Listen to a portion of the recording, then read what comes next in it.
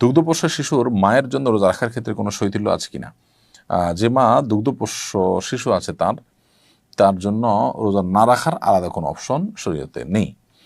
তবে ব্যাপারটা যদি এরকম হয় যে দুগ্ধপোষ্য সন্তান তিনি এই মায়ের দুধ ছাড়া অন্য কোনোটার উপর আর নির্ভরশীল না, বা অন্য কোনো দুধের ভালো কোনো ব্যবস্থাও নেই, এবং এই দুধ মা রোজা রাখলে শুকিয়ে যায়, এরকম অসুস্থ মা, এবং তাতে বাচ্চার কষ্ট হয়, মৃত্যু বা স্থায়ী রোগের আশঙ্কা হয়, এই রকম লেভেলের সমস্যা হলে তখন সেই দুগ্ধপোষ্য শিশুর মা তার জন্য রোজা না রেখে এই রোজাগুলো তার যখন স্বাভাবিক অবস্থা আসবে তখন রেখে দিলে আদায় হয়ে যাবে।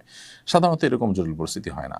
অনেক বাচ্চার মায়েরা আছেন যারা বুকের দুধের বিপরীতে তারা ফিডার ইত্যাদিতে খাওয়াচ্ছেন, বাইরের খাবার খাওয়াচ্ছেন, আলহামদুলিল্লাহ তাদের সাথে বাচ্চাদের চলতে পারে।